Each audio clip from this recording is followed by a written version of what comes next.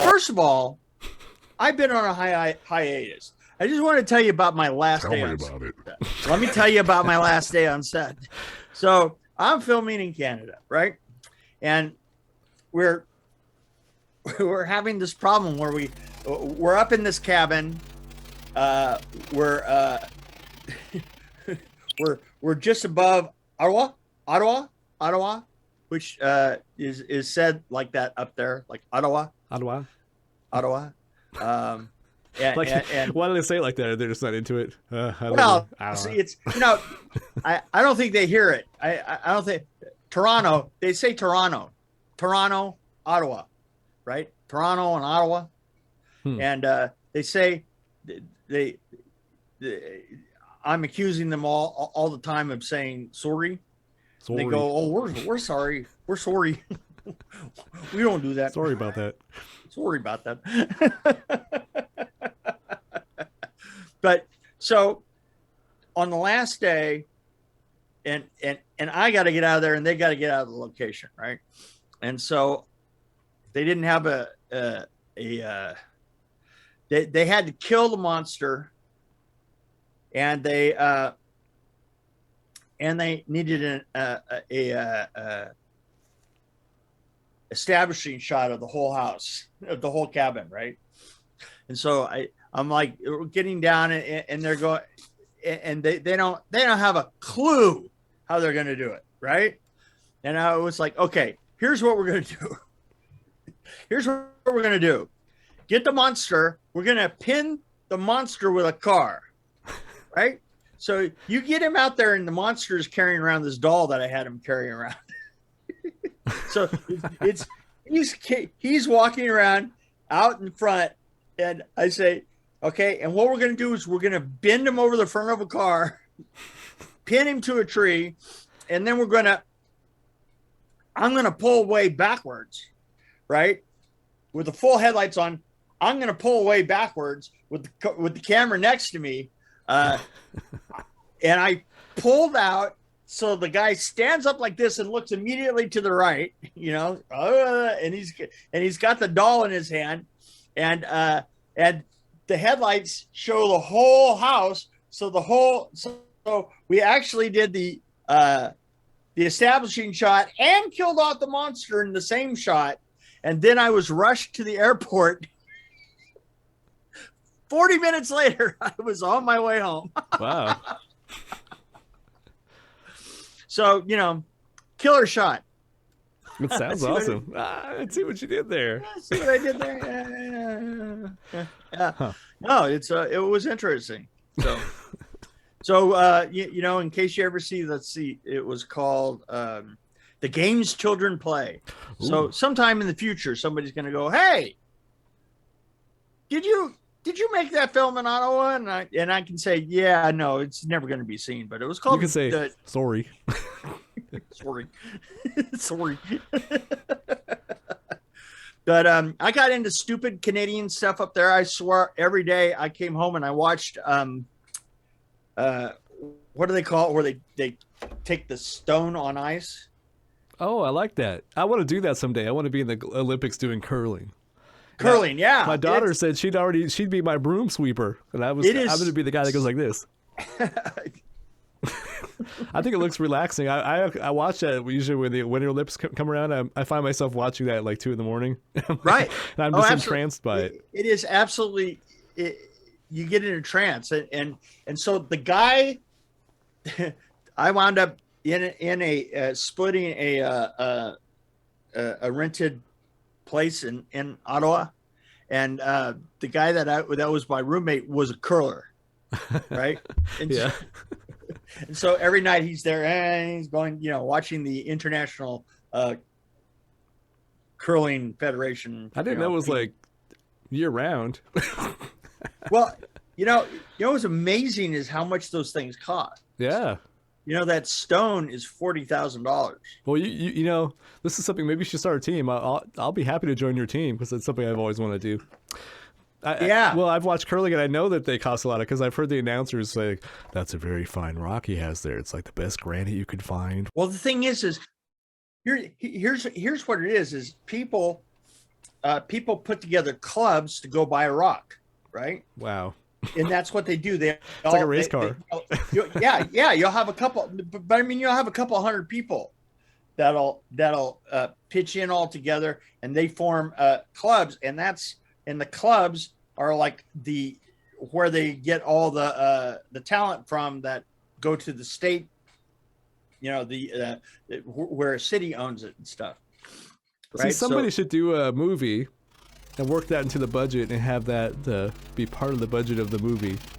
And you'd have this team from this film crew. It's the slowest possible death you could imagine. It's sort of like 1,000 paper cuts, only duller. No, it's exciting when the rocks hit each other and it makes that noise. It goes. Yeah. And this guy frantically sweeping. Yeah.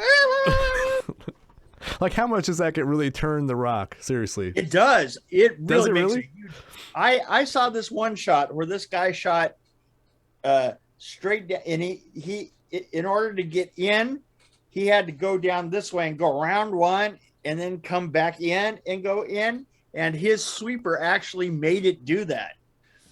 Made it sweep to this side, to get around the first one, and then he's desperately sweeping over on the other side, and it just moves on over and goes on in. Wow. It makes a huge difference. Be careful who you get to sweep. It's the sweepers, man. Those are the ones. Yeah. And evidently, and the thing is so different from when you were growing up and I was growing up. There was no money in the sport, right? And so they were actually using stones that were carved by people in this one town, and they were using actual brooms, right? Wow. And now it's all, and then the 90s came, money dumped into it, and it's all completely changed, I'm going to break the mold. I'm going to make one in my garage. They say, who's your sponsor? Say, in Ottawa. Ottawa. Ottawa curling. Right. Speaking of Canada, I don't really have a segue. Yeah, I'm sorry. I left you completely hanging on that one. I was trying to segue into from. Yeah. Oh. Speaking of Canada. You know what? That was a real problem that I had. You said from, and then you said something after it. You said from them.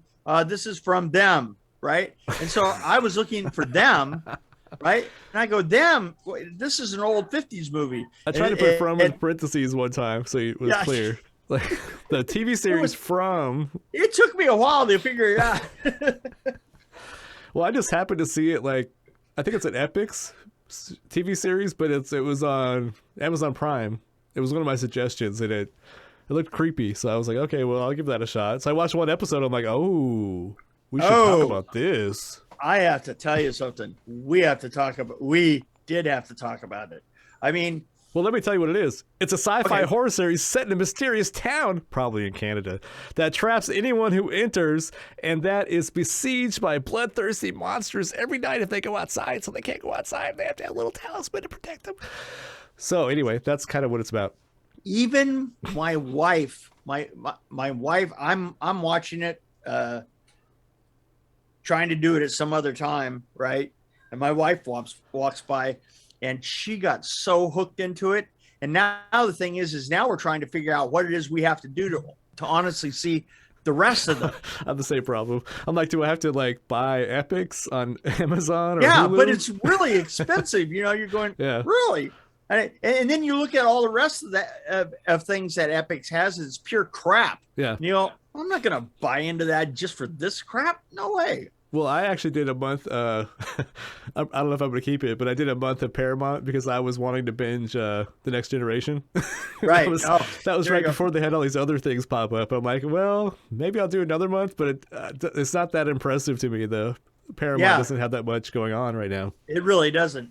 Yeah. Well, I mean, I'm really curious about the new Star Trek thing that they have. Yeah. Well, I binged. I think I'm into season 4, I think, because I started watching it on Amazon. I didn't realize, I had 2 weeks left to watch No, it. they have a whole new one. That's I want to watch that. You're talking about Beyond. Pikes. What's it called? Strange New Worlds. Yeah, right. It's basically the continuation of Pike from the original series. Yeah, doesn't it take I think it's after the second season of Discovery. Isn't that kind of when it takes over? When that character? No, it's based on the character from he was in there, right? But from what I heard, it was supposed to be a continuation after like season 2 or something. Kind of picks up where it left off. The character of Pike was actually he was the original William Shatner was Pike. Right? Yeah, I kind of gathered that. Well, I never really watched Discovery, but I remember I watched a couple episodes. Not from Discovery, from Star Trek. Okay, from the original Star Trek. So before Shatner, Pike, you know the guy in the chair, Oh yeah. Yeah, that guy who was in the original Star Trek. That guy is Captain Pike. Huh. And so they've got him out there already knowing that in 10 years he's going to die on that planet in that episode. Wow. Yeah.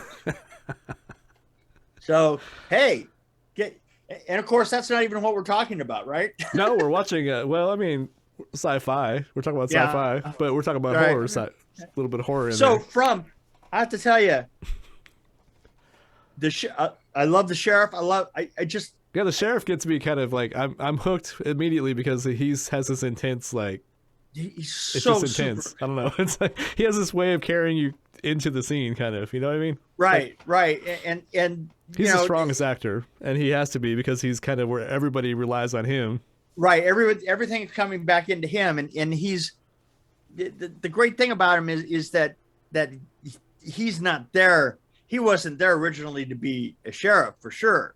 You know, it's just that he's just the only one that made the decisions that there's somewhere in there that he's the one that made the decisions that some of the people started to survive.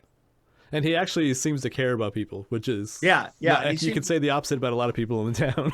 They don't really care. They only care about themselves. Yeah, it's the whole thing is just so nicely set up. It really is, and the makeup effects on it are gruelingly good. Yeah, I especially like the episode. I think it was the third episode, wasn't it, where they were trapped in the RV? Right. That was a pretty good episode. Yeah. Just. But even in the first episode, there was some, like you said, there was a good shot of a monster. Yeah, but I mean, not even the monsters. 1950s monsters. What's up with that, by the way? They're all they're from the bad seed. I mean, the dead people. They look like they're from the bad seed, don't they? Like they just kind of walked off the set. That's right. Yeah. No, you got to see them in this, right? Right. Yeah. The guy that's all of his guts. Oh man, it was just so. That was awesome. Yeah, that was where they showed the bodies. That was pretty amazing. Right. It was absolutely amazing. And you have to appreciate being able to look at that and think that that's amazing, because we've seen it so many times, right? So that when it is done really well, it's when you go, I give some credit. That was a great rib cage. It was in the top 5 dead rib cages I've ever seen. Yeah, I think it's in the top 3, actually, probably. Top 3. I'm going to go. You know what? Top 3. I never saw the show Lost, but I guess it seems like it could be like Lost, right? Where you're trying to figure out people are trapped, and you're trying to figure out what's going on. What the hell is going on? Why? There's like one guy that seems to know everything, that he has a disability or something, but he's the guy that's trying to figure out the trees are moving. I love something that gets you into certain situations. We have certain amounts of food that come here, and we don't know why. Yeah. We have what was the other thing that you said? People are brought in too. They don't know how people are brought into the area. Yeah, they don't know why it is they make the circle and some don't. They don't know. They have no idea where their own electricity is coming from, right? Right. Yeah. Yeah, so that it is great. And then there's that dynamic that I like of the group that. So the sheriff has all these rules that people are following in town, but then there's a group in this house that don't necessarily follow the rules. And I'm thinking to myself, well, if something goes down in that house, everybody's dead. So right, like, exactly. I wouldn't stay there. How do you like that? How do you like that as they're telling the one story? The two old people are fucking in the back in the background. You know, and you're like, oh, okay. Well, that's their spot, man. Hey, that spot is on my spot. It's probably somebody else's spot during the day. Yeah. Yeah. So no, I was expecting this not to be that great, but I was shocked by it actually. So I think it has more questions than answers too. I want to find out what the hell is going on. I am telling you, it really. And I hate to say this, but it reminded me of a Stephen King series, but a lot better. At building suspense and building the story up, building the tension. Exactly. So much pacing. You know what? That's exactly what I thought. I thought, yeah, it's got a Stephen Kingness to it, but it's better timed than most of the Stephen King like stories. Castle Rock, for example. That thing was just like they dragged it out. Oh, God, I thought I was going to die on Castle Rock. You made us watch all of it. Not all of it. I think we bailed on it after like season 3, I think. Or I don't know how many seasons there were, but I think we bailed before it was done. That was like watching paint dry. So I think we should recommend that people watch From, because it's not about where it's from, but where it might lead. I honestly want to give it a 4.1. It was so good, so well done, and I want to know how long it's going to take before I can figure out how to get into fucking epics and watch the rest of it. You got to find like maybe the show will not last very long, because it seems like we get into these shows that disappear, like that one with the aliens. I've already forgot the name of it. Where they had the therapy group that would meet about aliens. And just suddenly ended. So yes, my favorite. So I think you should wait for like the end of the season and see if it survives. People of Earth. Yeah, People of Earth, right? But see if this survives another season, and then if it doesn't, then you get the trial for epics. Then you binge it. I want to just find Wyatt Cenac and throw money at him until he finishes it. There you go. That's an option. Or you could throw money at me. I'm like ready in my booth here. For those, you probably be brutal and do like pennies or something in a hurricane booth. Yeah. There's a dump truck coming in. Honey, there's a dump truck out front. What do they want? Oh, yeah. This also reminds me of, I can't remember the name of the series, but there was a series on NBC, I think it was, but it was like where people were trapped in a town, and I watched 2 episodes and I was like, no. It was kind of like Northern Exposure. Yeah, I know. Like, I can't hang with this one. Yeah, no, but that one was all innuendo. This one is not so much innuendo as it's just showing you what's going on, right? And it has also a little bit of that. It has the Night of the Living Dead in it. Yeah, it really does. And it's weird how fast they show up. It's like, it's creepy how fast they show up, actually. Right, yeah. You turn around, and what's up with the little boy? Right, exactly. How can he see him during the day? Huh? That boy really creeps me out, by the way, because it was like the bad scene kind of in a way. But what I thought was great was they got now they have 2 little boys that both of them are super creepy, right? Yes, yeah. The one, they're looking at each other like. And then he was asking that guy, "Have you seen the little boy? You can see him." So nice. I would see, like, that guy knows more. He's like measuring things to see if trees move. So something. He's been there for a long time, exactly. I think, right? You go and you say to yourself, he seems crazy. Well, he might be crazy because of what he experienced before. But he might be crazy because that may be what it takes to survive. You ever think about that? Yeah. Well, I've survived this long because I'm crazy. I don't mean to brag. I don't. Please don't. Please don't do that. Anyway, this is the strongest recommend I can give you. I mean, absolutely go. You have to go see this show. In fact, it's worth it just to see the first 3 episodes, even if you don't get into episodes. Let's offer this. Subscribe to Epix, watch the first 3 episodes, share your password with us. Yes. I think you got something going there. And then we'll discuss. We'll have you on the show. If you share your password with us, we'll have you on the show to discuss it with us. And we'll just go through the whole thing, right? There you go. Yeah, absolutely.